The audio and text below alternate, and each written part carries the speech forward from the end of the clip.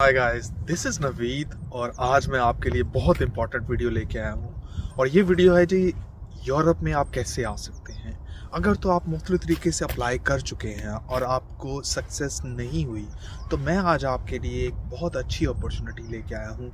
और वो है जी स्वीडन का जॉब सीकिंग वीज़ा या बिजनेस सीकिंग वीज़ा। आप इसके ज़रिए यूरोप में आ सकते हैं लीगल वे से। आपको कुछ नहीं करना, बहुत सिंपल प्रोसेस है। इसका सारा प्रोसेस मैं आपको बताने जा रहा हूँ। क्या क्या डॉक्यूमेंट्स रिक्वायर्ड हैं वो बताने जा रहा हूँ जी। अगर तो आपके पास मास्टर्स डिग्री है तो आप इस वीज़ा को अवेल कर सकते हैं, बजाय ये कि हम इलीगल वेज को देखें। अभी रिसेंटली आपने देखा होगा कि 2-3 दिन पहले एक जो न्यूज़ चल रही है कि कुछ इलीगल वे से लोग यूरोप में एंटर होना चाह रहे थे और ऑलमोस्ट 28 लोग जो थे वो पाकिस्तान से बिलोंग करते थे और उन्होंने अपनी जानें गंवा दी सिर्फ इस इलीगल वे से आते हुए जी। तो मैं आपको ये लीगल वे बता रहा हूँ कि आप कैसे आ सकते हैं और फ्रॉम द डे फर्स्ट आपका प्रोसेस स्टार्ट हो जाता है टूवर्ड्स आपकी जो परमानेंट रेजिडेंसी है या आपकी जो है नेशनैलिटी है। आप उन लोगों से कंपेयर कीजिए जो लोग इलीगल वे से आते हैं। कभी उनसे डिस्कस करके देखिए कि उनको क्या क्या हार्डशिप देखने को मिलती हैं, उन्हें कितना वेट करना पड़ता है। Almost almost half of the age वो इस इंतज़ार में गुजार देते हैं कि उनके पेपर्स इस तरह से लीगली कन्वर्ट होंगे। तो आपके लिए ये बहुत अच्छी अपॉर्चुनिटी है, इसको अवेल करें। आप बहुत कम बजट में यूरोप के एक ऐसे मुल्क में जा रहे हैं जिसकी इकोनॉमी बहुत स्ट्रांग है, जिसकी पॉपुलेशन ऑलमोस्ट 10.5 मिलियन के करीब है। स्कैंडिनेवियन कंट्रीज जो कि नॉर्मली स्वीडन, नॉर्वे और डेनमार्क को कंसीडर किया जाता है, उसका एक बहुत अहम रुकन है जिसकी इकोनॉमी बहुत स्ट्रांग है। तो आप इस मुल्क में आ सकते हैं। बहुत से यूरोपियन कंट्रीज जो हैं उनके लोग यहाँ पे आके अपने फ्यूचर को सिक्योर कर रहे हैं। उसमें ग्रीस के लोग हैं, इटली के लोग हैं, स्पेन के लोग हैं, बहुत सारे लोग जो यहाँ पे आके अपने फ्यूचर को सिक्योर कर रहे हैं। तो व्हाई नॉट वी गाइस जो कि बिलोंग करते हैं सब कॉन्टिनेंट से, इंडिया से, पाकिस्तान से। और इस वीज़ा की जो सबसे अच्छी बात है वो ये है कि वो वही लोग अप्लाई कर सकते हैं जो स्वीडन के बाहर रहने वाले हैं। नो मैटर कि वो पाकिस्तान से हैं, बांग्लादेश से हैं, इंडिया से हैं या किसी और मुल्क से हैं। तो आप भी उन लोगों में से एक हो सकते हैं। इस प्रोसेस को ज़रूर देखिएगा जी। तो बगैर किसी टाइम वेस्ट किए हुए चलते हैं इस प्रोसेस की तरफ कि कैसे इस वीज़ा को फाइल किया जा सकता है। सबसे पहले तो हम माइग्रेशन वर्कर की होम पेज पे चले जाएंगे जिसका एड्रेस है migrationworker.se। यहाँ पे आके आप अपना यूज़र नेम एंड पासवर्ड बना लेंगे। आपने लॉगिन क्रिएट कर लिया। क्रिएट करने के बाद आप लॉगिन हो जाएंगे तो आपके पास नया पेज जो आएगा वहाँ पे आप देख सकते हैं कि आप प्राइवेट इंडिविजुअल को सेलेक्ट करेंगे। देन आप जो ही लेफ़्ट साइड पे देखते हैं तो आप स्क्रॉल डाउन करते हुए नीचे देखिएगा तो ये ऑप्शन आ रहा है वर्क इन स्वीडन। और अगर आप मज़ीद इसके थर्ड ऑप्शन पे देखें तो आप देख सकते हैं कि मेंशन है लुक फॉर वर्क और स्टार्ट अ बिजनेस। तो आप इसे सेलेक्ट करेंगे। आप राइट साइड पे देख सकते हैं कि यहाँ पे मेंशन है residence permit for highly qualified persons to look for work और स्टार्ट अ बिजनेस। आप यहाँ पे काम भी कर सकते हैं और इस वीज़ा पे आप बिजनेस भी स्टार्ट कर सकते हैं। तो ये दोनों ऑप्शंस आपके पास अवेलेबल हैं। आपका जो भी स्किल्स हैं या आपकी जो भी क्वालिफिकेशन है उसके मुताबिक आप जॉब और बिजनेस स्टार्ट कर सकते हैं। ये जो ऑप्शन है उन लोगों के लिए जो इन्होंने यहाँ पे स्वीडन में रह के डिग्री कंप्लीट की है, हम इसको स्किप कर देंगे। हम आगे फर्दर मूव होते हैं तो यहाँ पे हमें मालूम होता है कि रिक्वायरमेंट्स क्या है। रिक्वायरमेंट्स पे जब हम देखते हैं तो पहली रिक्वायरमेंट है कि आपके पास डिग्री होनी चाहिए और ये डिग्री मास्टर्स है। आगे उन्होंने क्लैरिफाई कर दिया हुआ है, मैं आपको दिखा दूंगा। फिर आपके पास आपका एम्प्लॉयमेंट प्लान होना चाहिए प्रॉपर। आप अपने आप को सपोर्ट कर सकते हो फाइनेंशियली। फिर है जी कि आपके पास हेल्थ इंश्योरेंस होनी चाहिए प्रॉपर। और देन आ जाता है जी कि आपके पास नेक्स्ट पॉइंट आता है वैलिड पासपोर्ट। अब मैं आपको सजेस्ट करूंगा कि आपके पासपोर्ट की वैलिडिटी जितनी ज़्यादा हो उतना ही अच्छा है। Let's take an example. अगर माइग्रेशन वर्कर आपके केस को प्रोसेस करने में 3 to 4 months लगा देती है और आपको वीज़ा भी मैक्सिमम मिल जाता है यानी 9 months का मिल जाता है, तो then it will become 1 year and 1 month। Now comes के अगर आप यहाँ पे आके अपनी जॉब अपॉर्चुनिटी देख लेते हैं या बिजनेस अपॉर्चुनिटी यहाँ पे देख लेते हैं और अपने वीज़ा को वर्क परमिट में या बिजनेस वीज़ा में कन्वर्ट करवाना चाहते हैं, इन दिस केस आपको पासपोर्ट रीन्यू नहीं करवाना पड़ेगा। आप उसी पासपोर्ट वैलिडिटी पे आप अपने नए स्टेटस को कन्वर्ट करवा सकते हैं, इधर वो वर्क परमिट है या कि बिजनेस वीज़ा है। आप यहाँ पे देख सकते हैं कि डिग्री मैंने जैसा कि बताया कि मास्टर्स होनी चाहिए और क्रेडिट उन्होंने क्लैरिफाई कर दिए हैं कि 60 to 330 क्रेडिट्स की होनी चाहिए। फिर एक और यहाँ पे हम देख सकते हैं कि एक इदारे की बात हुई है, Swedish Council for Higher Education. जी, ये वो इदारा है जो आपके डॉक्यूमेंट्स को चेक करेगा, वेरीफाई करेगा और इस वेरिफिकेशन के लिए आपको एक कंसेंट लेटर जो है वो देना पड़ेगा। और ये कंसेंट लेटर है जी, ये बहुत सिंपल है। आपने यहाँ पे जस्ट नाम लिखना है, आपने नीचे डेट मेंशन करनी है, सिग्नेचर करने हैं और इसकी डिजिटल कॉपी बना के आपने सेंड कर देनी है। बहुत ही आसान है। अब वो बता रहे हैं जी requirement for using the e service क्या क्या है। डिजिटल कॉपीज़ होनी चाहिए आपके पासपोर्ट की। जी, तो पासपोर्ट के लिए उन्होंने क्लियरली डिफ़ाइन कर दिया है कि आपकी पिक्चर वाला और पर्सनल डिटेल वाला पेज ये आप देख सकते हैं, प्लस सिग्नेचर वाली साइड वाला पेज, उसकी जो कॉपी है वो उन्हें रिक्वायर्ड है। तो आप इसके अकॉर्डिंगली इन्हें पासपोर्ट सेंड कर सकते हैं, मींस उनकी उसकी स्कैन कॉपी। ये तो पासपोर्ट के हवाले से उनको डिटेल्स थी। अब देखते हैं कि उन्हें क्या क्या मज़ीद रिक्वायर्ड है। मज़ीद हम देखते हैं तो इसी पेज पे नीचे स्क्रॉल डाउन करें तो मेंशन है कि डिजिटल कॉपीज़ ऑफ आपके जो ट्रांसक्रिप्ट्स हैं और सर्टिफिकेट्स हैं, डिग्रीज़ हैं, उनकी चाहिए। पीडीएफ फाइल बना लीजिएगा। आपके बैंक स्टेटमेंट की डिजिटल कॉपी रिक्वायर्ड है उनको जी। और इसी तरह से डिजिटल कॉपीज़ शोइंग कॉम्प्रिहेंसिव आपकी जो हेल्थ इंश्योरेंस है वो उन्हें रिक्वायर्ड है। देन कम्स के आपके कंसेंट लेटर की साइन कॉपी जो है वो उन्हें रिक्वायर्ड है। और ऑब्वियसली आपके पास क्रेडिट कार्ड होगा जिससे आप पे करेंगे अपनी फ़ीस।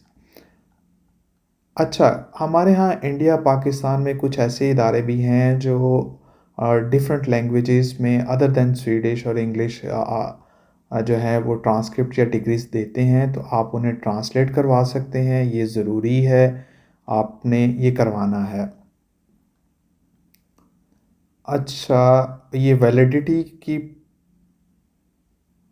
पासपोर्ट वैलिडिटी की बात हमने ऑलरेडी कर ली है कि किस तरह से आपका पासपोर्ट होना चाहिए, हम इस पे ऑलरेडी डिस्कस कर चुके हैं।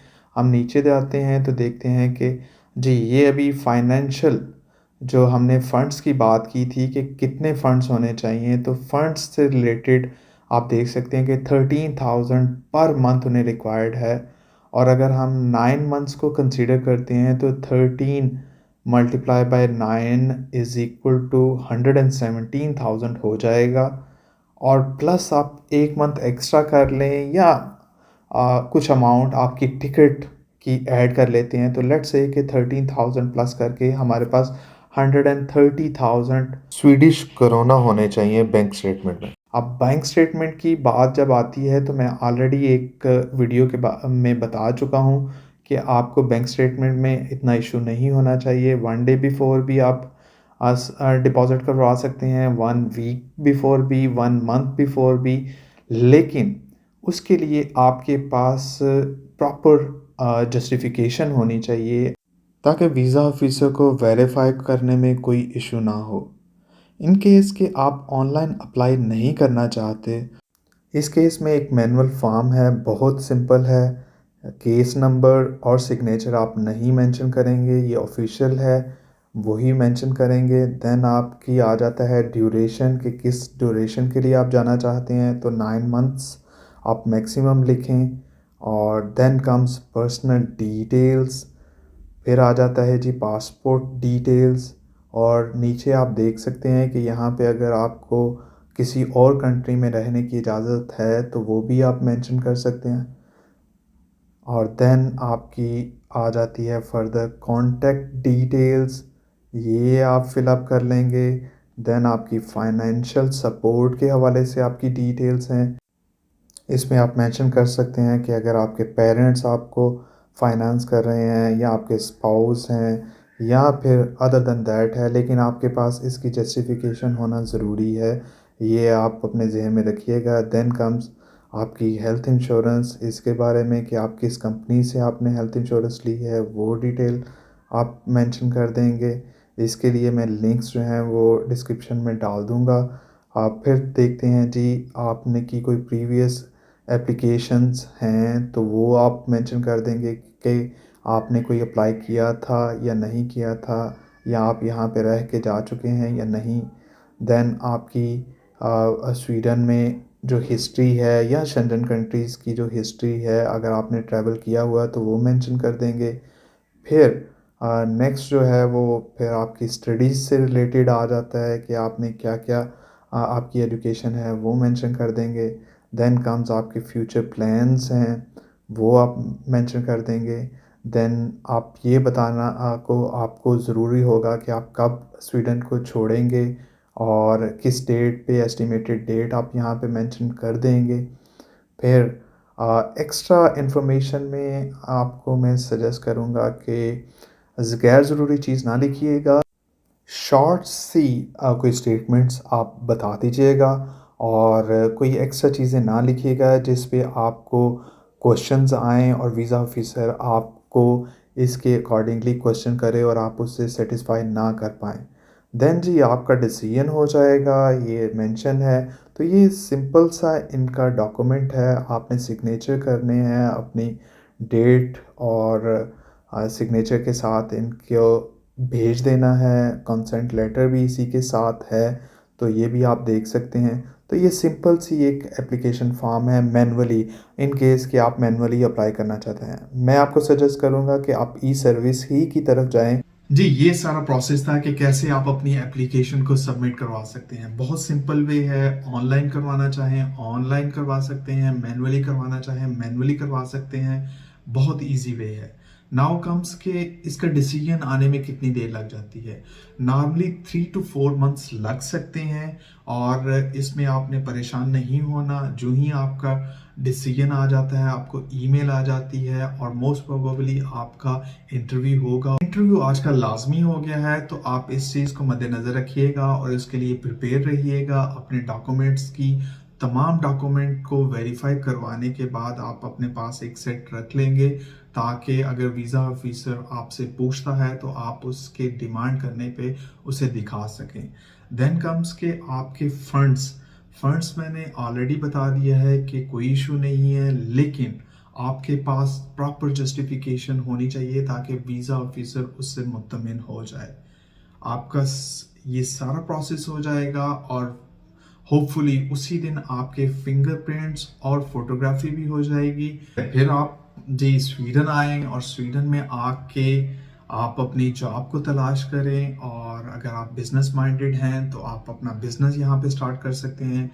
मेरी आपको यही सजेशन होगी कि आप आने से पहले मुख्तलिफ कंपनीज में आप अप्लाई करना शुरू कर दें। आपकी जो स्किल्स हैं, आपकी जो क्वालिफिकेशन है, आपका जो प्रोफेशन है, उसके रिगार्डिंग आप अपनी कंपनीज को जो है वो अप्रोच करना शुरू कर दें, एप्लीकेशन वहाँ पे भेजना शुरू कर दें। वंस आप यहाँ पे आ जाते हैं तो यस, आप आल्दो के जॉब स्टार्ट नहीं कर सकते, यहाँ पे मेंशन है, लेकिन आप उस जॉब सीकिंग वीज़ा को वर्क परमिट में या बिजनेस वीज़ा में कन्वर्ट करवा सकते हैं। बहुत इजी वे है और इसकी जो सबसे अच्छी बात है वो ये है कि आपको वापस नहीं जाना पड़ता, आपको अपने होम कंट्री से अप्लाई नहीं करना पड़ता। आप यहीं पे रहते हुए इस वीज़ा को आगे दूसरे वीज़ा स्टेटस में कन्वर्ट करवा सकते हैं। तो wish you best of luck जो लोग इस वीज़ा को देख रहे हैं और इसमें इंटरेस्टेड हैं, तो उनके लिए मेरी बेस्ट विशेस हैं। जी तो व्यूअर्स, ये सारी डिटेल्स थी, मैंने स्टेप बाय स्टेप सारी चीज़ें आपको बताने की कोशिश की है। आप फिर भी इस पूरी जो डिस्क्रिप्शन है वो उसे रीड आउट कर लीजिएगा। मैं इसका लिंक जो है डिस्क्रिप्शन बॉक्स में दे दूंगा ताकि आपको किसी किस्म की कोई प्रॉब्लम ना हो। और अगर इन केस कोई भी क्वेश्चन होता है तो आप कमेंट बॉक्स में ज़रूर मेंशन करें, मैं आपको आंसर देने के लिए रेडी हूँ। जी तो इस वीडियो को एंड तक देखने का बहुत शुक्रिया। आप अपना ख्याल रखिएगा, मुझे अपनी दुआओं में याद रखिएगा, अपने माँ बाप की दुआएं लेते रहिए और अपनी कामयाबियां समेटते रहिए। मिलते हैं अगली वीडियो में एक नए टॉपिक के साथ, तब तक के लिए खुदा हाफिज़।